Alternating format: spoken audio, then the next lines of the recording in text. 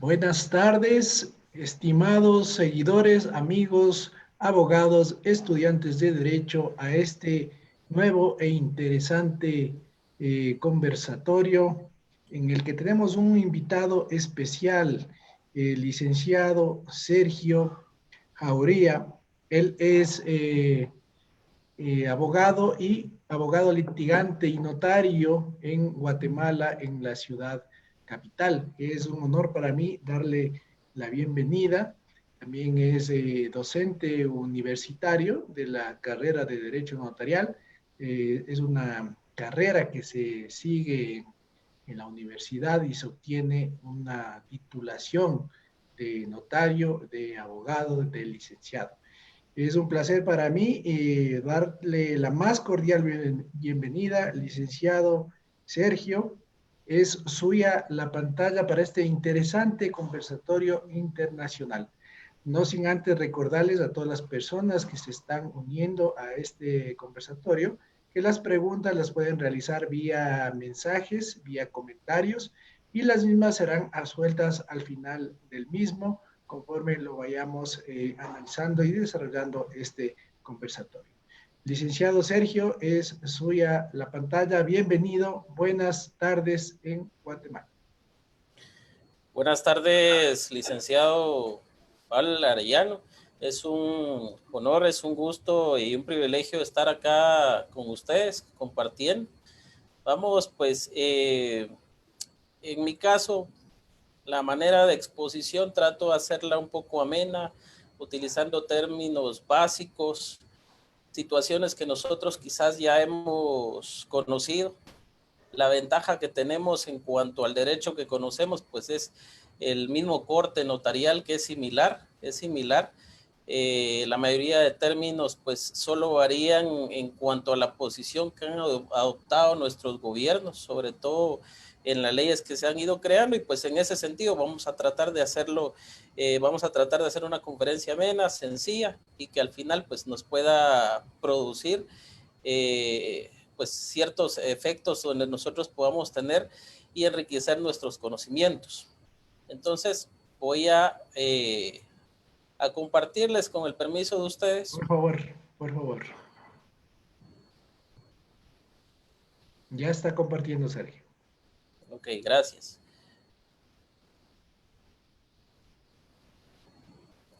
Cuando nosotros, aquí voy a abordar un tema que es genérico, que estamos hablando de las obligaciones en la contratación civil, refiriéndome específicamente a los presupuestos que vamos a encontrar en la manifestación de voluntades dentro de un instrumento, dentro de un documento pasado por notario. Y acá yo hice la observancia que en primer término voy a utilizar a Guatemala. Sin embargo, hay un corte y una corriente que opera en varios países debido al notariado latino, del cual nosotros somos parte.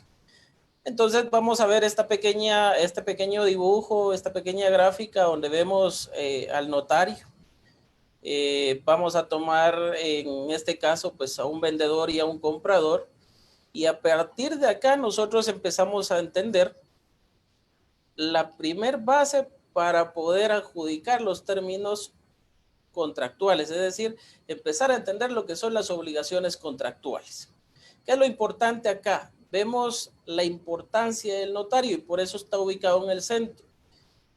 A raíz de esto, el notario empieza a cumplir ciertas funciones notariales, tanto en brindarle asesoría a las partes, vendedor-comprador, pero sobre todo la posición que va a ocupar dentro de la manifestación de la voluntad del vendedor como el comprador, sobre todo para que las obligaciones contraídas en el documento pasado por él vayan a ser efectivas y no vaya a haber ningún inconveniente ni dentro de la posición del vendedor y mucho menos en la posición del comprador.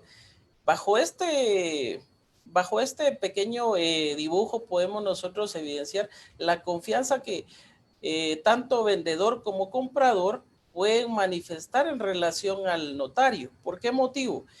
y es ubicado en el centro por una sola razón. Cuando el notario actúa en ejercicio de su profesión, debe de hacerlo de una forma imparcial, es decir, no puede solo beneficiar a una de las partes, actuar con una absoluta liberalidad y violentar el derecho de unas partes para beneficiar a otras. Recordando que el notario lo único que va a hacer es plasmar la voluntad de las partes. Entonces, esta gráfica es muy importante para poder entender esto. A ello que cuando nosotros podemos tomar en cuenta lo de las obligaciones en los contratos, vamos a encontrar que estas van a estar reguladas por lo que establece el negocio jurídico en el mercado para Guatemala en el artículo 1251 del Código Civil, el cual va a establecer que el negocio jurídico requiere para su validez capacidad legal del sujeto que declara su voluntad, consentimiento que no adolezca de vicio y objeto lícito. Entonces vamos a ver estos tres presupuestos que son tomados precisamente por Castanto Beñas. Al precisar que es el acto integrado por una o varias declaraciones de voluntad privada dirigida a la producción de un determinado efecto jurídico y a la que el derecho objetivo reconoce como base del mismo, cumplidos los requisitos y dentro de los límites que el propio ordenamiento establece. ¿A qué nos estamos refiriendo acá? Si vemos, es el mismo corte de lo que ya habíamos hablado. Las tres posiciones que va tomando para esa manifestación de voluntad que van a constreñir a una persona para que se pueda obligar por medio de un contrato. ¿Qué es lo importante acá?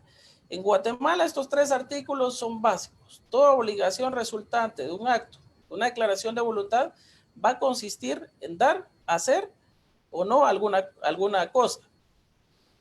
Bajo esta anclaje legal que tenemos acá, vamos a encontrar diferentes posiciones en algunas legislaciones de determinados países.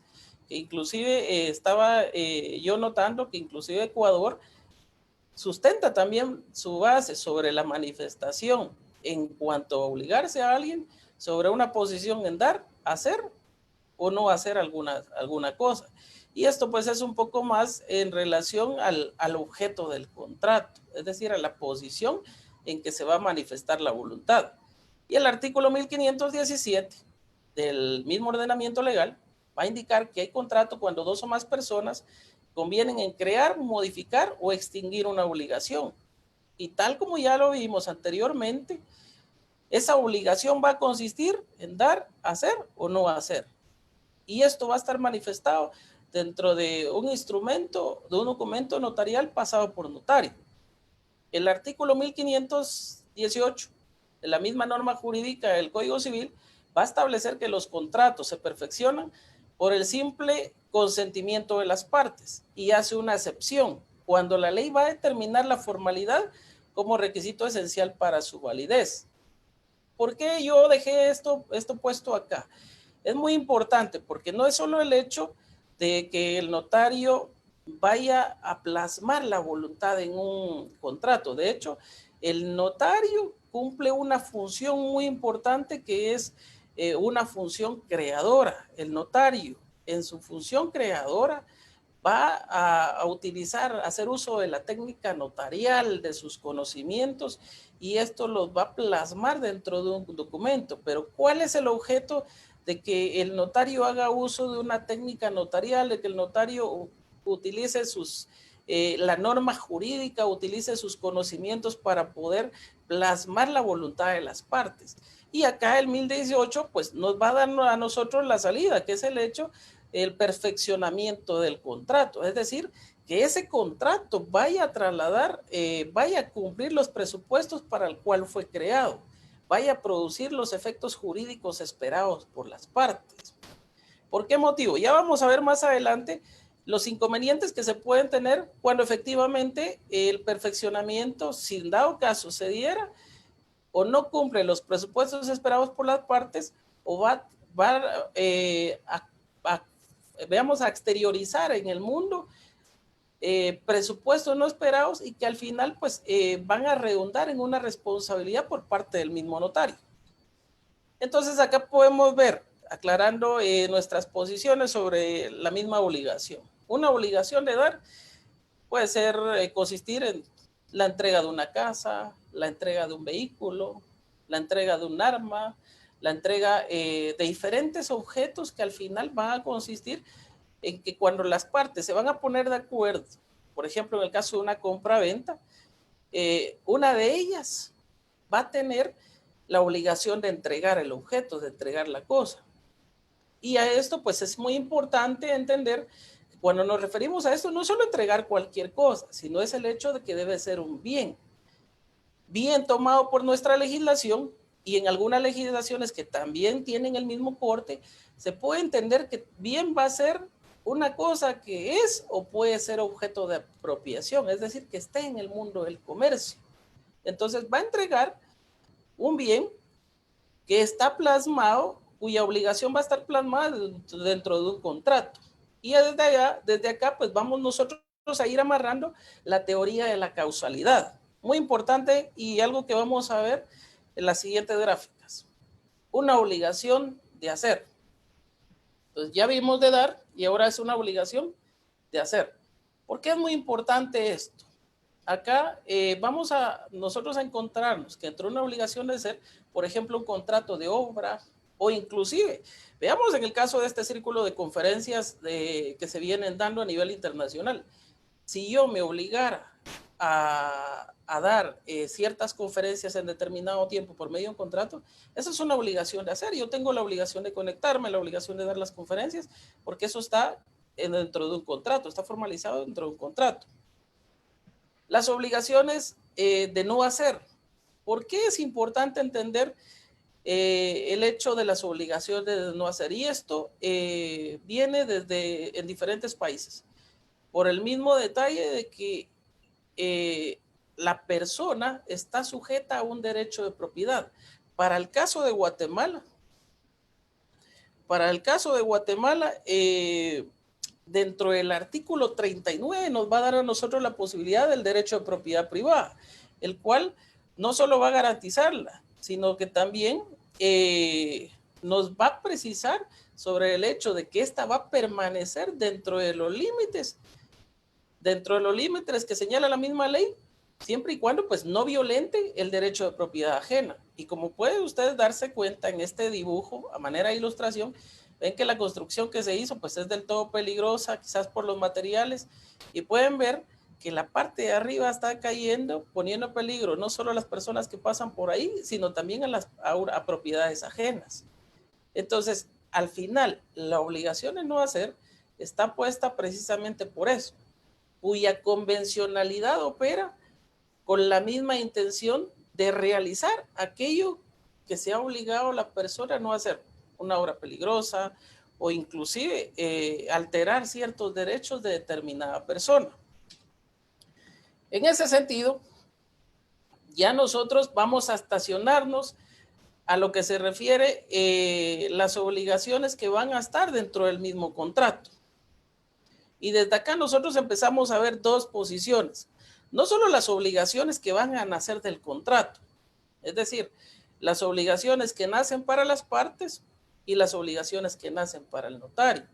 Acá hay ciertos requisitos que deben de cumplir las partes, los contratantes, para poder estar dentro de un contrato, para poder tener capacidad y para poder plasmar ese consentimiento que no adolezca de vicio. Entonces, dentro de ese término, es importante mencionar que una son las obligaciones, la seguridad jurídica que debe tener el notario para plasmar y poder cumplir con la normativa legal, y otra, lo que los contratantes van a estar obligados a realizar o a entregar en el momento de poder pactar dentro de un contrato. Y aquí vamos a encontrar referente a lo que las personas deben de tener, y obviamente aquí vamos a encontrar una bilateralidad en cuanto a la posición de las obligaciones, porque no solo las personas deben de cumplir con estos requisitos, sino también el notario.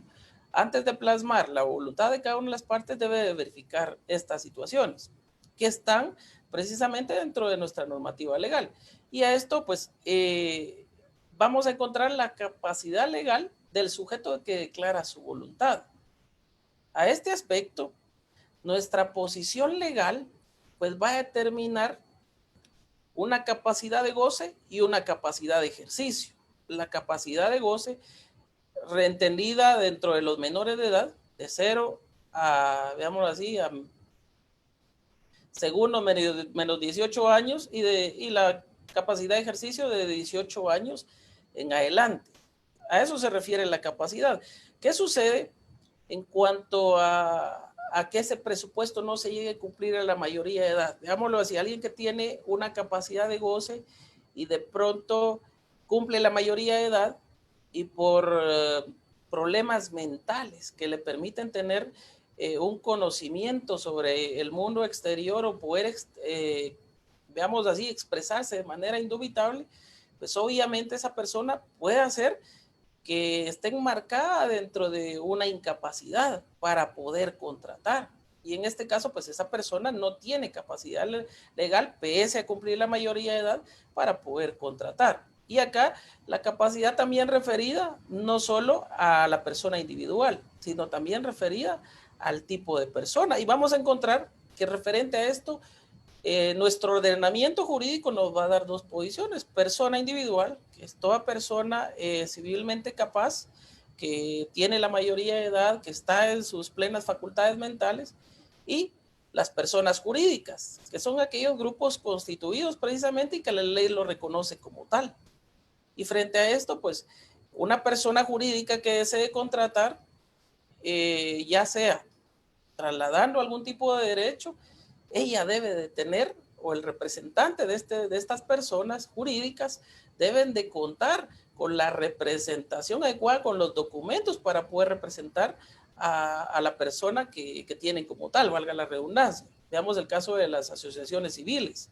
Entonces debe de haber un representante legal que represente a una asociación civil para poder estar dentro de un contrato, sobre todo si se trata de trasladar derechos o recibir derechos a nombre de la sociedad.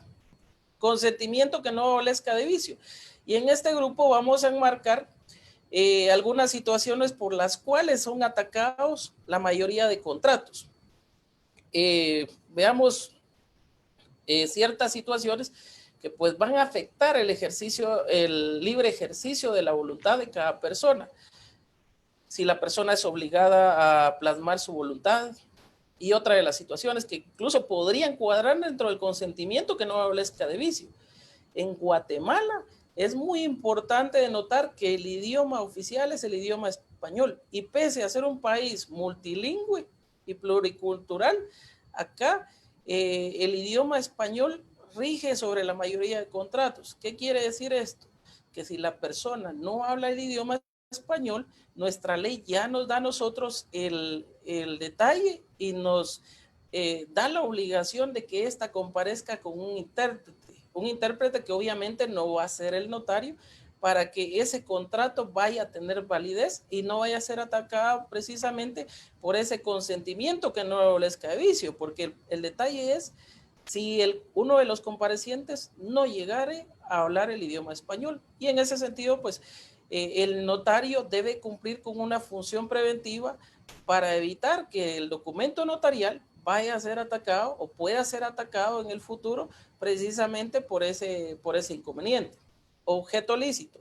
Acá vamos a ver más adelante que hay un inconveniente, sobre todo en nuestra posición legal, pero que pues permanece por el mismo hecho, del mismo corte, en el año que se promulgó, que entró en vigencia nuestro Código Civil, y por lo tanto se tiende a confundir el objeto lícito con la causalidad. Esto ya lo vamos nosotros a analizar, y se refiere básicamente a que el negocio esté dentro de nuestra normativa legal, es decir, que tenga un sustento legal y que no vaya en contra de nuestras normas legales. Por ejemplo, acá nosotros podemos hacer una compraventa de bien inmueble urbano, una compraventa de vehículo. Las compraventas de esa naturaleza están fundadas en nuestra ley, pero ojo, no podemos nosotros venir y hacer un contrato de venta de algún tipo de droga. ¿Por qué? Porque en este caso, pues, nuestra normativa desde ya nos limita a eso, y tal contrato pues no solo tendría inconvenientes de eficacia, sino nuestra normativa no lo permite porque va en contra del ordenamiento jurídico. Y acá está lo que ya les había indicado a ustedes. Cuando nos estamos refiriendo a la causalidad jurídica como elemento de las obligaciones y los contratos, como elemento de nacimiento de una obligación, de un contrato, pues vamos a poder establecer que con toda la doctrina a nuestro alcance, pues va a ser conveniente entender no solo qué es, cuál es la causa de las obligaciones y los contratos como uno de sus elementos esenciales, pues va a resultar difícil comprender que las obligaciones y los contratos carezcan de un fundamento anterior, de una causa que los genere. Y precisamente por eso es importante entenderlo. Bajo una posición de causalidad, la mejor explicación es entender el hecho de que en qué momento va a generarse el contrato. Y la mayoría de posiciones, de forma atinada, convienen en que un tipo de causalidad que pueda generar la creación de un contrato, va a predominar sobre la manifestación de obligarse de determinada persona. Y volvemos nuevamente a nuestro ejemplo anterior. Por ejemplo, en el caso de un vendedor que se obliga a entregarle determinado bien al comprador. Pues esa obligación ya es una causalidad. Eso dio origen a un contrato, que sin la obligación como tal no podría existir el contrato. Hay diferentes posiciones en algunas legislaciones que indican que no es necesaria la causalidad para que se pueda generar un contrato como tal. Situación que vamos a analizar posteriormente. Las hipótesis originadoras de la doctrina causalista de las obligaciones y los contratos se van a reducir a dos, con lo que ya habíamos hablado. Una afirmando que del acto jurídico patrimonial, desde el punto de vista del sujeto que se obliga, y el otro externo como justificación de la declaración de voluntad de quien se obliga. Justamente lo que ya habíamos hablado. Diversos significados. Y en esta posición, pues nosotros vamos a entender la primera. En el derecho romano, respecto a las obligaciones, se considera como una fuente. Así, unas tenían como fuente el contrato, otras el cuasicontrato, otras el delito, otras el cuasidelito y otra la ley, por las relaciones de familia. Este corte lo he visto en el Código Civil, precisamente de Ecuador, sobre todo que en la fuente de las obligaciones se puede encontrar el cuasicontrato, también encontramos el cuasicontrato y diversas situaciones que vienen incluso redundando en posiciones penales, situaciones que en nuestra legislación guatemalteca han sido divididas, porque tenemos una manifestación de obligaciones que se dan como resultado de un problema o de una acción penal, una acción que ha recaído en un delito. Entonces, bajo esta posición, quien es responsable penalmente, quien resulta sentenciado penalmente, obviamente va a tener una responsabilidad penal, pero aunado eso, todavía se tiene que estudiar si como producto o con relación de la acción penal o la acción delictiva realizada, al haber sido sentenciado, también lo es civilmente, es decir, también tiene responsabilidades civiles. Entonces, como tanto, va a generar un tipo de obligaciones. Sin embargo, dentro de nuestra posición contractual, vamos a encontrar posiciones netamente civiles producto de eventos contractuales. Y ojo, tampoco esto dentro de nuestra legislación no quiere decir de que va a tener ciertas causas que vayan a redundar en inconvenientes penales, producto de alguna alteración de una norma civil. Y esto pues lo vamos a, también podemos evidenciarlo en una declaración, una manifestación de voluntad alterada. Por ejemplo, que mi cliente venga y al no querer firmar, pues yo lo obligue de alguna forma a que él firme determinado contrato. Eso no lo puedo hacer yo, o la otra parte lo obligue. Eso tampoco lo puede hacer. Debe hacer una declaración de voluntad libre, consciente, que no vaya a ser viciada para que ese contrato pueda producir los efectos esperados. Ok, todas ellas causas de naturaleza eficientes y suficientes de los contratos, y pues obviamente en la posición romana no va a sorprender esta conclusión, ya que va a respetar la voluntad de los contratantes como fin y elemento principal de las obligaciones. Y esto se mantiene en diferentes posiciones legales, no solo en Guatemala, sino en diferentes países también. En cuanto al derecho canónico, si nosotros vemos las obligaciones desde un punto de vista religioso, va a asignar eficacia a las convenciones verbales aún sin causa, pues las va a fundamentar en las promesas y pues las consecuencias de los 16 preceptos religiosos van a estar instituidas en ellas, porque la religión pues va a prohibir la mentira. Parece que no está permitida la mentira bajo una posición religiosa, y si esta pues se produce, obviamente violenta la promesa que se ha dado en algún tipo de convenio, algún tipo de trato.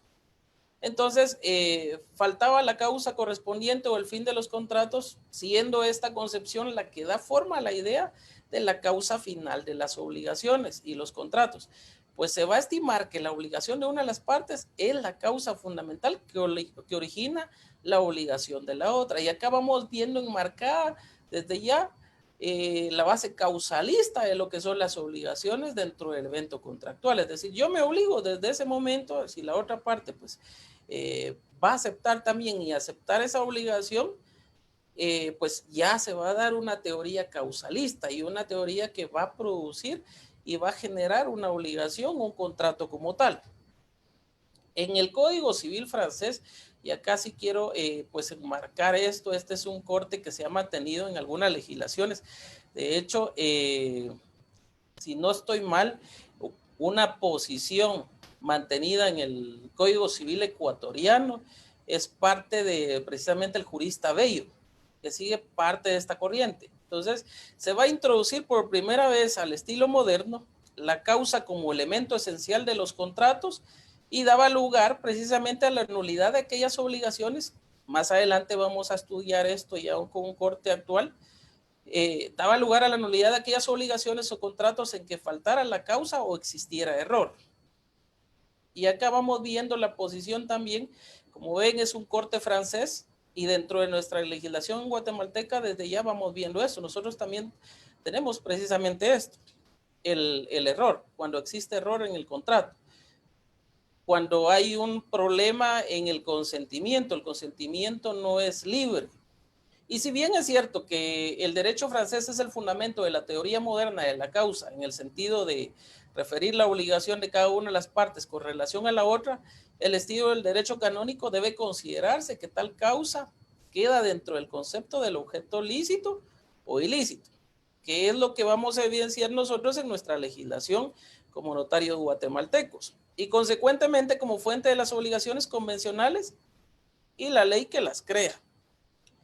Acá vemos que el Código Civil guatemalteco de 1877, estamos bajo un Código Civil que entra en vigencia en 1964, y pues el de 1877 va a seguir la tesis francesa. Postula que la causa de los contratos requieren para ser válida la existencia de una causa justa. Posteriormente vamos a ver que esto ya no es tomado en cuenta. Entonces, en 1877 va a requerir la existencia de una causa justa para obligarse, y si carecen de ello o es falsa, ilícita o contra las disposiciones legales, van a ser objeto de nulidad de ese tipo de contratos. Más es reconocida la presunción de la causa, aunque no se exprese o pruebe lo contrario. Esto en base a los artículos 1406, 1422, 1423 y 1424 de esa norma, de la normativa de ese año. ¿Cuál es la situación? Entonces viene nuestra legislación y actualmente con el Código Civil que está en vigencia, elimina el concepto de la causa de las obligaciones y los contratos y confunde objeto con causa, que era lo que ya les había manifestado anteriormente. Pero el criterio, pues, tal como les decía, pues es entendible, es atendible por tratarse de la tesis actual en tiempo de la emisión del actual Código Civil. Pues se viene dando importancia al objeto lícito en el negocio jurídico para que fuera válido. Entonces, al confundir causa como objeto lícito, va a darle pauta a la corriente que se viene manejando y la plasma en el artículo 1251. Y entonces va a ser objeto lícito. ¿Cuál es el objeto lícito? Si está plasmado en la ley, si está permitido por la ley, entonces sí puede formalizarse un evento contractual, sí puede realizarse esa manifestación de voluntad dentro de un contrato, dentro de un documento pasado por notario, dentro de un instrumento público, ¿sí? Y la obligación pues va a ser el resultado de un acto de declaración de voluntad de dar, hacer o no hacer, que era lo que ya habíamos visto, presupuestos que habíamos visto anteriormente, de conformidad con el 1319. Y el contrato pues va a ser la convención para crear, modificar o extinguir una obligación. Precisamente en ese sentido, la obligación, tal como ya indicábamos, va a consistir en dar, hacer o no hacer. Dependiendo el caso, pues esto va a traer consecuencias que se van a manifestar en el mundo, no solo en el mundo jurídico, sino también dentro de la misma sociedad. Y acá vamos a ver dos elementos básicos de donde se van a desprender este tipo de obligaciones. El personal, visto desde la persona individual como tal, y el de la persona jurídica. Entonces, ¿quién se obliga? ¿Se obliga a una persona individual o se obliga a una persona jurídica? Si es una persona individual, tiene la capacidad para poder actuar dentro del contrato, y si es una persona jurídica, tiene la representación, tiene los documentos válidos para poder representar a la sociedad como tal. Y si es, pues, en el ámbito material, va a ser el conjunto de solemnidades para formalizarlo. En Guatemala, los documentos notariales, veámoslo así, tomados como instrumentos como tal, en algunos casos van a necesitar formalizarse dentro de un protocolo que no va a ser propiedad del notario, pero que le va a permitir integrar o coleccionar una serie de contratos que nuestra normativa los va a denominar como solemnes, y otra de las situaciones que nuestra normativa también va a señalar que estos deben de formalizarse dentro del protocolo, dentro de una escritura pública, para poder producir los efectos esperados. Y entonces el artículo 8 del Código Notariado Guatemalteco va a establecer que el protocolo va a ser la colección ordenada de escrituras matrices, actas de protocolación, razones de legalización y documentos que el notario va a registrar de conformidad con esa norma. Respecto a eso hay diferentes posiciones, sin embargo, legalmente es la aceptada y es la que viene siendo o viene circunscribiendo el actuar notarial, y que bajo ese actuar puede ser supervisado por algunas instituciones. En este caso, el Archivo General de Protocolos, que se viene encargando de supervisar la actuación notarial bajo el protocolo dispuesto o a cargo del notario.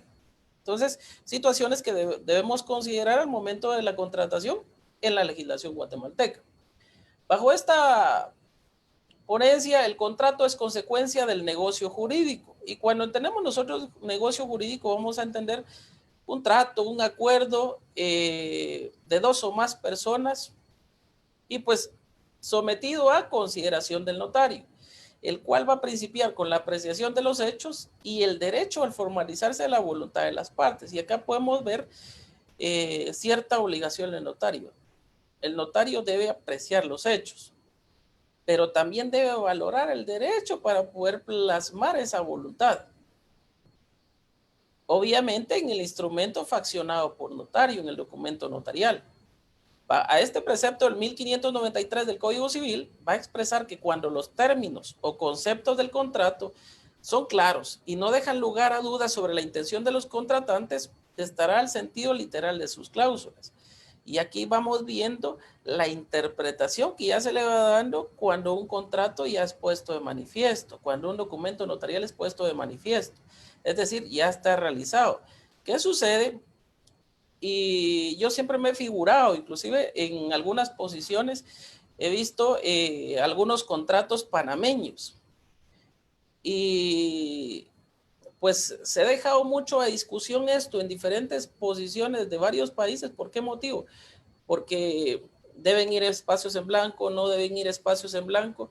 Y en este sentido, pues a nosotros se nos ha permitido escribir sin dejar espacios en blanco dentro del protocolo, sobre todo no dejar líneas en blanco, precisamente porque en esta se puede poner algo que no es la voluntad de las partes o cambiarle el sentido, con un solo término cambiarle el sentido a lo que realmente quisieron pactar las partes.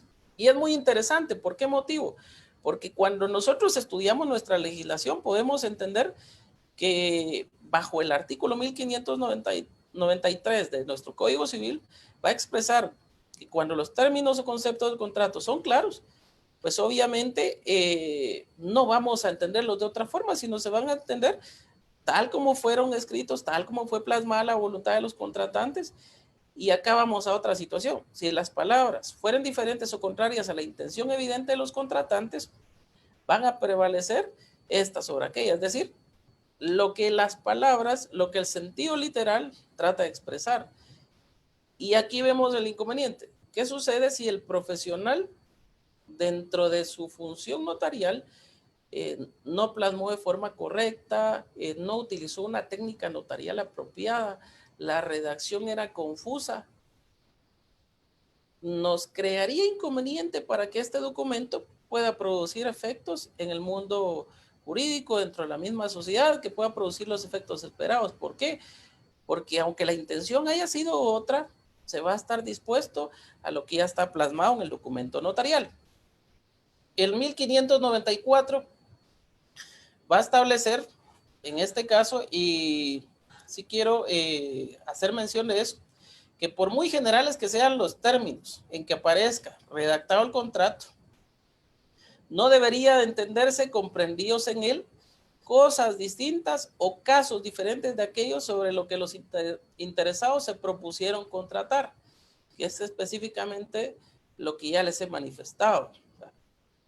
La intención pudo haber sido otra, pero si el profesional al momento de plasmar el contrato no hizo uso no solo de la técnica notarial, sino de esa función creadora, esa posibilidad creadora que tenemos todos los profesionales, los notarios, no lo plasmó de manera correcta, esa voluntad no fue plasmada como las partes querían, pues eso no va a producir ningún efecto, sino se va a estar a la forma en que fue plasmada dentro del contrato, a lo que está escrito. Y de igual forma, pues el 1595 va a establecer que las frases y palabras que puedan interpretarse en diversos sentidos deben entenderse en aquel que sea más conforme con la materia del contrato. Y acá es muy importante porque inclusive hasta nuestra legislación nos da una salida. Estas no se van a entender o no van a tender a favorecer a la parte que está buscando o que tiene, que espera el cumplimiento de una obligación, sino van a tender a favorecer al sujeto obligado. El 1602 va a establecer que si la duda no puede resolverse por los medios indicados, debe decidirse en favor del obligado. Y por eso es que debemos tener cuidado nosotros, porque es una obligación del notario verificar todos estos presupuestos. El 1603, tratándose de una obligación, debe estarse en caso de duda más por la negativa que por la afirmativa y viceversa, si se trata de una liberación. Ese es el detalle. Entonces, beneficia al sujeto obligado y máxime si con ello se va a liberar.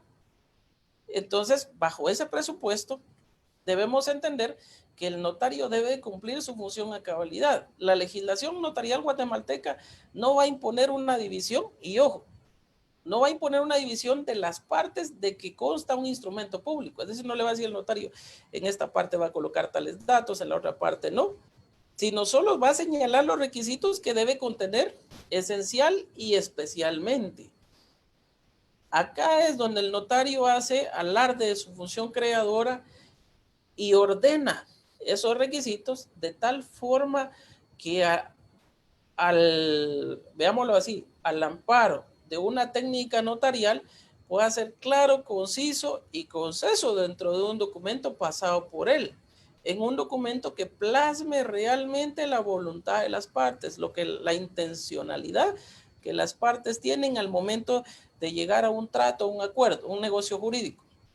El 1301 de nuestro Código Civil, respecto a lo que indicábamos, va a establecer que hay nulidad absoluta en un negocio jurídico cuando su objeto sea contrario al orden público o contrario a leyes prohibitivas expresas y por la ausencia o no concurrencia de los requisitos esenciales por su existencia. Y vean cómo es esto, porque es delicado. Entonces, si es contrario al orden público, una nulidad absoluta, o contrario a la ley, es nulo el documento, no va a producir los efectos que las partes esperaban. Y ahí está la función asesora del notario.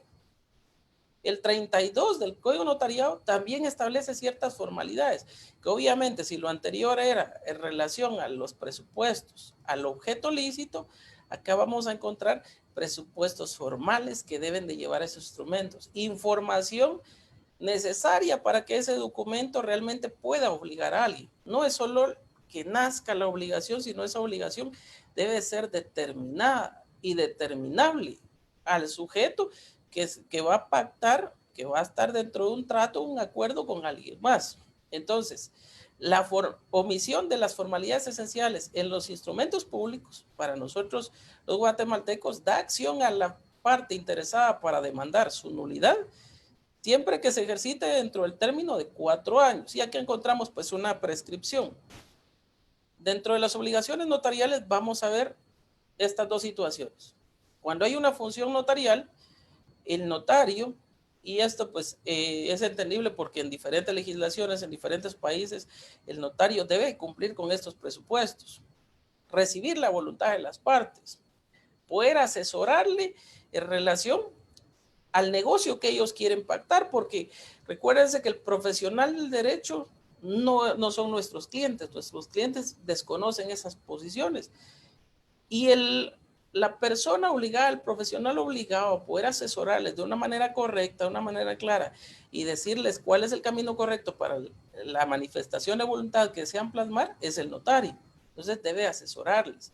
Preventiva, que es justamente lo que hemos venido hablando, el conocimiento del notario, no solo sobre las normas jurídicas, sino también sobre la forma más explícita de manifestar esa declaración de voluntad dentro de un documento notarial, tomando en cuenta que para poder obligarse algunas legislaciones pues permiten, el caso de Guatemala también, hasta determinado monto, que exista contrato de forma verbal, es decir, que no exista documento. Y encontramos los inconvenientes más claros y la importancia del notario en que al ser un contrato verbal no existe una prueba real de qué formas obligaron las partes. Y ahí es donde el notario, bajo una participación activa, puede darle relevancia no solo a la aprobación, sino le da real importancia a ese documento pasado por notario, que en Guatemala, bajo el artículo 186 del Código Procesal Civil y Mercantil, va a establecer que todo documento pasado por notario tiene fe pública y constituye plena prueba. Otra función, la legitimadora. El notario legitima con su firma, el documento al momento de revisarlo. A veces el documento también es auténtico por haber pasado por notario y pues este es revestido de no solo de legalidad, también de fe pública. Ese documento es considerado, esa declaración de voluntad es tomada como cierta, como válida. Y pues la función modeladora que la va a cumplir el notario al momento de trasladar sus conocimientos, plasmando la voluntad de sus clientes, plasmando la voluntad de los contratantes dentro del documento notarial.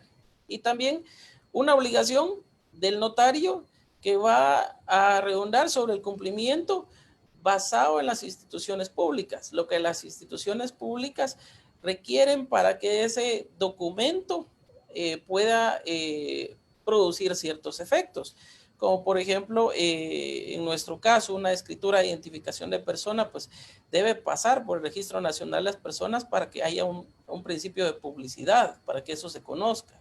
Una escritura de compra-venta debe de quedar operada, registrada en el Registro General de la Propiedad, por el principio de publicidad registral, para que el propietario pueda hacer evidentes los poderes que emanan de ese derecho de propiedad. O un mandato. en el caso del mandato, debe quedar operado en el registro de poderes para que la persona, el mandatario, pueda ejecutar eso, lo encomendado por el mandante. Entonces, ciertos presupuestos que van a hacer que el notario debe cumplir y que nosotros podemos entender como obligaciones previas y posteriores al otorgamiento del acto o contrato. Pero también vamos a ver algo muy importante, obligaciones formales para la validez del acto o contrato. Y al respecto, cuando nosotros tenemos o cuando estamos entendiendo aspectos formales para la validez del acto o contrato, vemos plasmada la función notarial para que esas obligaciones se puedan producir. Y acá pues vamos a entender también que esos requisitos, encontramos requisitos esenciales y requisitos no esenciales. Sin embargo, respecto a los requisitos esenciales, sí deben permanecer en el acto contrato, mientras que en el segundo, el notario puede hacerse acreedor a alguna multa. Pero sin embargo, acá vemos plasmada la técnica notarial, la obligación del notario al formalizar esa voluntad de las partes debe de estar revestida en lo que es la norma jurídica. Y el conocimiento del notario deberá ser relevante para que no haya ningún inconveniente que pueda atacar ese documento. Y si lo existiere, que no afectara la manifestación de voluntad de las partes contratantes. Entonces, es muy importante este tipo de posiciones porque cuando nosotros venimos estudiando sobre todo el derecho de obligaciones y cómo se va a manifestar en los contratos, muchas de las situaciones dependen de la función del notario, en el qué hacer del notario y cómo va a trasladar esos presupuestos. Entonces, pues bajo estas premisas es entendible una conciencia no solo del notario, sino la importancia que va a revestir para el Estado, tomando en cuenta cuando nosotros estudiamos la teoría del acto, la única forma en que el Estado va a poder tener a alguien dentro de ese derecho, esa formalización en la teoría del acto, la libertad de voluntad para los civiles, para las personas como tal, sin que opere el Estado a través de su ius puniendi, es el notario. Entonces el notario es el único que va a poder intervenir dentro de eso. Y los documentos van a ser ley para las partes y solo van a poder ser atacados por alguna situación que vaya a pasar por algún tribunal competente. Pero ojo, el primer sujeto obligado a que esto no se dé, a que se produzcan las consecuencias esperadas, siempre va a ser el notario. Entonces, pues ahí estaríamos con este tema, Paul, porque yo creo que ya me pasé unos minutos. Entonces, para no tener inconveniente con el tiempo. No te preocupes, muchísimas gracias. Muy brillante la exposición, muy clara, sobre todo la normativa tanto de Guatemala es aplicable, es similar a la ecuatoriana. Es por eso que me voy a permitir compartir la pantalla solamente para que puedan tener un conocimiento respecto de el Código Civil. Como tú ya lo manifestaste, el Código Civil es el Código Civil ecuatoriano y de algunos países, es copia del Código Civil de Andrés Bello, del Código chileno específicamente. Como ustedes pueden ver en sus pantallas, fue redactado por el jurista venezolano Andrés Bello, quien inició la redacción del mismo en 1840, y asimismo vemos que también tuvo una gran influencia respecto de el código napoleónico, civil napoleónico en materia de obligaciones y contratos, y las 7 partidas de Alfonso X. En el Ecuador, el Código Civil, para que tengan conocimiento los amigos que están viendo de Guatemala y de otros países, entró en vigencia el 1 de enero de 1961.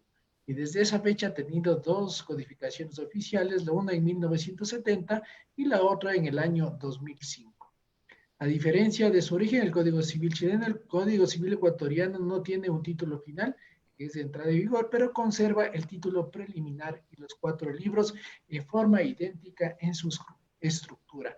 Aunque haya variaciones de algunos contenidos, el código de Andrés Bello es también similar al Código Civil de El Salvador, que fue aprobado en 1859, en Nicaragua de 1867, de Honduras de 1880 y 1899, y nuevamente desde 1906, Colombia 1887, Panamá 1903 y 1916. Es decir, nosotros tenemos una gran influencia. Se podría decir que tenemos el mismo código y las mismas disposiciones. El respecto del tema del notariado es igual, similar. Creo que la legislación que tenemos de América Latina es muy similar en todos los países, al menos en materia civil. Respecto del contrato, como tú ya lo manifestaste, estimado Sergio, efectivamente, el contrato es una fuente de obligaciones. Así está establecido en el artículo 1454 del Código Civil ecuatoriano, en el que establece que el contrato o convención es un acto por el cual una parte se obliga para con otra a dar, hacer o no hacer alguna cosa. Cada parte puede ser una o muchas personas. Aquí nacen los contratos unilaterales, bilaterales, onerosos, gratuitos, consensuales, reales, solemnes y pueden ser aleatorios, entre otros. Tú que ya lo manifestaste brillantemente sobre cómo, en qué consiste la obligación de dar, de hacer o de no hacer alguna cosa. Respecto a las obligaciones, tenemos que hay obligaciones civiles y obligaciones naturales. Esto es importante conocer y tomar en cuenta, igual es en materia de toda América Latina. Las obligaciones civiles son las que dan derecho a exigir el cumplimiento, es decir, dan derecho al sujeto activo de la obligación para recurrir a los tribunales y exigir y ejecutar el cumplimiento de las obligaciones. Lo que no ocurre con las obligaciones naturales, que son aquellas que no confieren derecho para exigir su cumplimiento, pero que cumplidas autorizan para retener lo que se ha dado o pagado en relación de ellas. Así tenemos las obligaciones contraídas por personas como los menores adultos, las obligaciones civiles extinguidas por prescripción, las que proceden de actos que a falta de solemnidades que la ley exige para que surtan efectos civiles, que sin embargo se haya realizado el pago, las que no han sido reconocidas en juicio por falta de prueba. Estas en sí son las obligaciones naturales. Tenemos así también las obligaciones principales y accesorias, que eso también nos tenemos que saberlas diferenciar y definir para poder tener un conocimiento respecto de que lo que nos indican en la universidad, que el accesorio sigue la suerte del principal. Esto nos servirá de mucha ayuda en nuestra práctica profesional. Respecto de los incapaces, también para hacer una comparación entre la legislación guatemalteca y la ecuatoriana, igualmente nos manejamos de similar manera. Los incapaces absolutos son los menores de edad y los locos que establece nuestro Código Civil, por lo que es antiguo, y los incapaces relativos son los que determinados actos que realizan pueden tener una validez jurídica, no son nulos de nulidad absoluta. Los incapaces relativos son los menores adultos, es decir, los que hayan cumplido más de 18 años, los ebrios o toxiconos constitucionarios que realicen algún acto o contrato estando en pleno juicio, las personas jurídicas a través de un representante legal y los que tienen la interdicción de administrar sus bienes. Esto está establecido en 1463 del Código Civil y en Guatemala tengo entendido que, como lo había manifestado Sergio, igualmente las personas jurídicas son incapaces relativos. Es necesario también, me he permitido poner en consideración también de todos los que están viéndonos en este momento, respecto de la Convención sobre los Derechos de Personas con Discapacidad.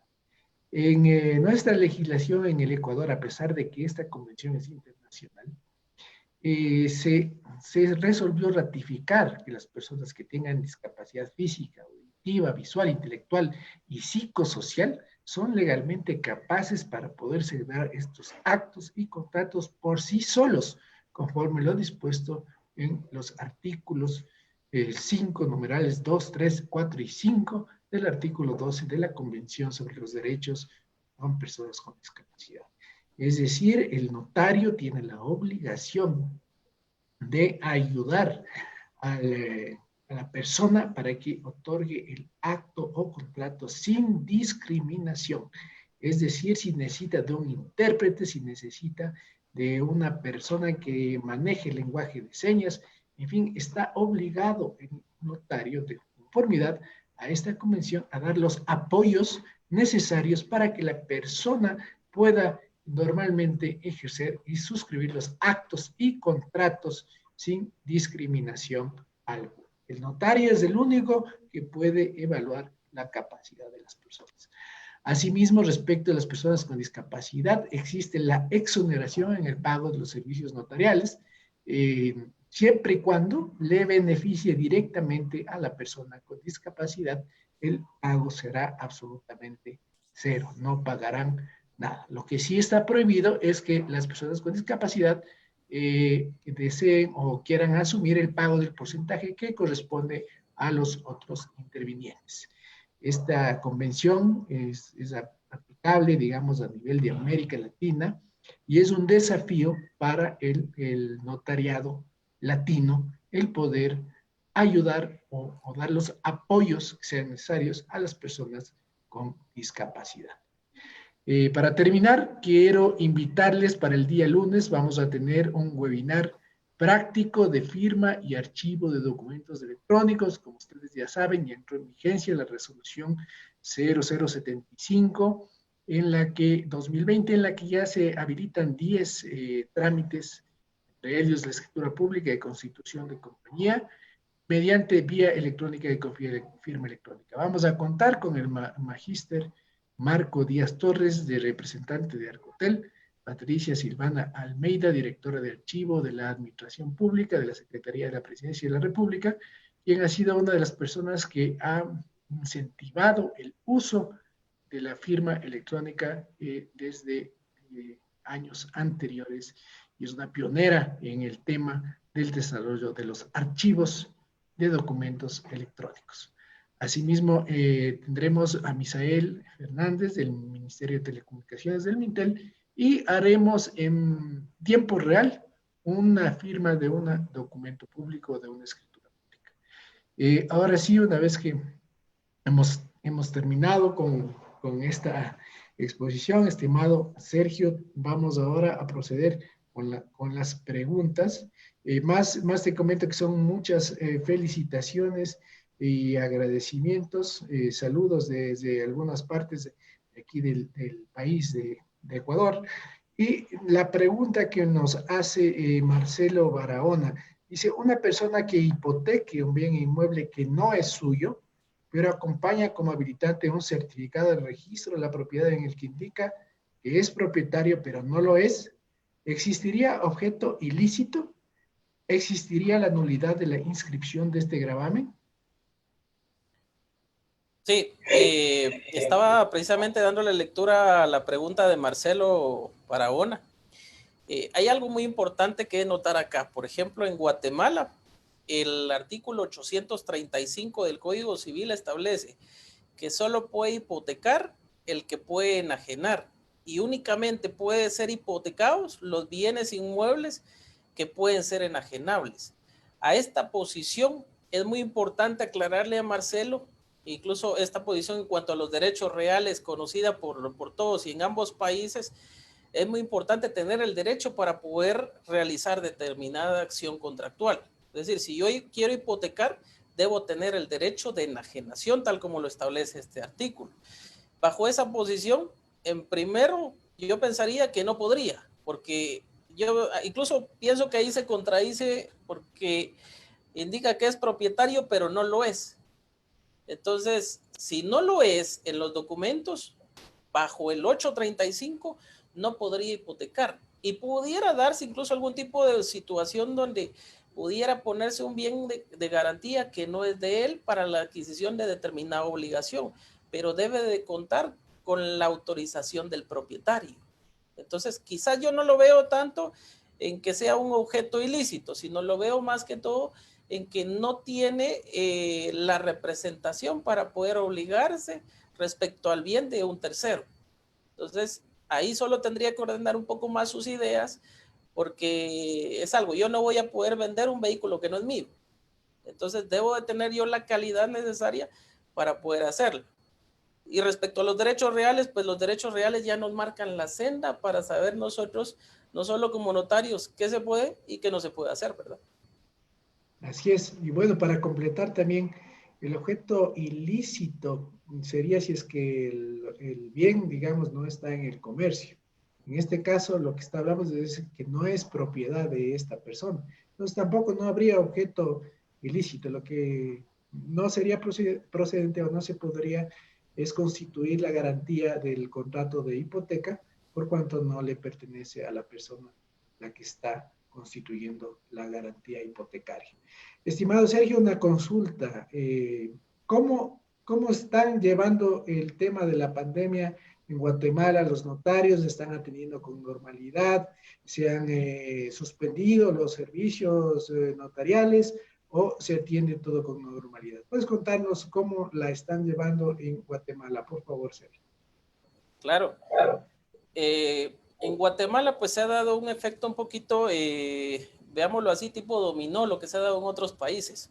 Sí, se han estado atendiendo los servicios por parte de algunas instituciones. Quizás actualmente el único servicio, pues, o los servicios que nosotros hemos esperado como abogados y notarios, pues, han tenido dificultad en el Colegio de Abogados. La actual, pues, representación que tenemos sí nos ha dejado bajo la posición de varios colegas, pues muchos de los servicios detenidos, no ha prestado los carnets, los llegan a dejar al domicilio, pero se tardan tiempos exorbitantes y máxime sabiendo que nosotros dependemos de nuestro carnet como profesionales para poder actuar en las instancias legales. Es admirable el trabajo de algunas instituciones, por ejemplo, el Archivo General de Protocolos, a cargo de algunos profesionales que yo he conocido y que han prestado ese servicio, no importando pues el inconveniente que se tenga, pues a pesar de que está el problema de la pandemia, pues lo han dado quizás no en su totalidad, pero sí de una manera paulatina, siempre cuidando y resguardando la salud de los profesionales. En cuanto a los juzgados, no se ha prestado no solo la atención debida, sino los juzgados solo están trabajando el área penal y las otras áreas las han dejado de lado y esto a nosotros nos repercute y de hecho no solo al profesional, sino también a toda la población entera, porque al final es un recargo en la mora judicial. Hay diferentes situaciones que no se han atendido y que van a redundar en que los plazos sean más extensos y van a poner en peligro inclusive, tal como ya lo decías, que al momento de poder solicitar que la obligación puesta en algún contrato pues se cumpla con el tiempo que pase, pues existe cierto peligro no solo en la quiebra de la empresa, en la quiebra de la persona, el que pueda cumplir con esa obligación y pues circunstancias que van a afectar a la población en sí. Perfecto. Para acotar un poco tus palabras y para que todas las personas de los distintos países que nos ven y no saben que en Guatemala el notario obtiene su título profesional en la universidad y también puede ejercer como abogado en libre ejercicio. Más o menos nos puedes comentar el tema de los notarios que tienen que hacer para ejercer en Guatemala, estimado Sergio. Exacto. Nosotros mantenemos una posición de números clausus, distinto a Ecuador y algunos países, o inclusive México, que es de de números clausus que tiene solo notarías para determinado lugar. Nosotros estamos regidos bajo un números apertos. podemos ejercer notarialmente en cualquier área del territorio de la República de Guatemala. Para poder nosotros ejercer el notariado, precisamente el Código Notariado ya nos marca las posibilidades para eso, nos da los requisitos para poder ejercer el notariado y de hecho debemos de cumplir ciertos presupuestos formales. Debemos de tener, en primer lugar, el título correspondiente. Nosotros, por ejemplo, en la San Carlos pasamos por tener el título de licenciados en Ciencias Jurídicas y Sociales. De igual forma, pues adquirimos también los conocimientos para tener el título de notarios. De igual forma también para ser abogados. A este respecto, pues es interesante los amigos o los alumnos que van a estar escuchando acá por esta transmisión, se van a alegrar cuando yo les digo los exámenes públicos, donde se realiza un examen privado, que es en el área pública, por así decirlo, penal, ahí incluye las áreas del derecho públicas y un área privada. Entonces, cuando se les habla de estos exámenes que son un poco pues duros, al final lo que se busca es dotar al profesional para poder ejercer el notariado y también poder ejercer como abogados. Ahora bien, como abogado puede ejercer desde el momento que ya es un colegiado activo, ya está inscrito al Colegio de Abogados y Notarios, ya está juramentado por la Corte Suprema de Justicia y ya tiene un registro como tal. Ahora bien, para poder estar habilitado como notario debe de aperturar protocolo, debe de tener ciertos formalismos legales para que pueda realizar esa contratación, que obviamente va a poder realizar ciertos actos sin necesidad de que tenga esa formalización en una institución pública, pero se entiende que el notario va a ser garante o va a ser responsable de un protocolo que no es propiedad de él, y para ello pues debe de estar habilitado en la institución correspondiente. Sabes que, bueno, también en Uruguay se maneja de idéntica manera y la universidad es un título universitario el hecho de ser notario. Bueno, en Argentina también vemos que existe la Universidad del Notariado, pero también es un concurso de méritos y oposición, tal como también es en Ecuador.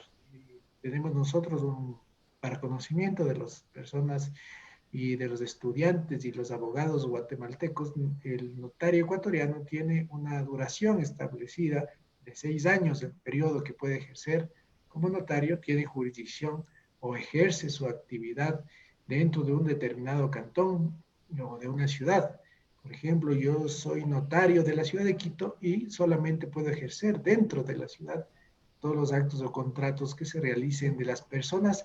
Las personas sí pueden venir de varias partes de la ciudad o de varios países, pero siempre y cuando estén presentes en la ciudad y ante el notario. Esto también es importante ahora que estamos dando el paso hacia la tecnología, la implementación del servicio electrónico. También es una obligación de que la persona que va a otorgar vía telemática el acto, el contrato, indique que se encuentra dentro del cantón o dentro de la ciudad donde el notario ejerce y donde se está celebrando el acto o el contrato. Te voy a dar lectura solamente unas pequeñas felicitaciones. Dice Jimena Tobar, gracias doctores, es bueno saber que el notario público brinda asesoría jurídica para que todos los actos estén pegados a la norma jurídica. Muchas felicitaciones por las magníficas exposiciones. Gina Reyes dice por sus enseñanzas, muchísimas gracias. Gema Santiago, muy buena explicación. Te agradezco mucho, estimado Sergio. Quisiera también darles a conocer a todas las personas, tanto de Guatemala, de Ecuador, de Perú, de Colombia, que estamos tratando en estos conversatorios de unir puentes académicos con varios países a fin de tratar de compartir estas experiencias académicas que lo que primero nos hacen es nos unen a Latinoamérica y segundo nos permiten conocer cómo se desarrolla la actividad notarial en los diferentes países hermanos. Muchísimas gracias, Sergio. Tus palabras finales, por favor, y estaremos más adelante con nuevos conversatorios, con nuevos temas muy importantes que tendremos como invitado especial a Sergio. Gracias, Sergio. Pues nuevamente, amigos, les agradezco la participación en este evento. Para mí es muy grato poder transmitir algo de conocimiento. Es siempre una oportunidad para que todos aprendamos. Esto es algo enriquecedor para todos. A mí me enriquece bastante en el conocimiento. Le ayuda también a mis alumnos de la Universidad de San Carlos, a todas las personas que me siguen.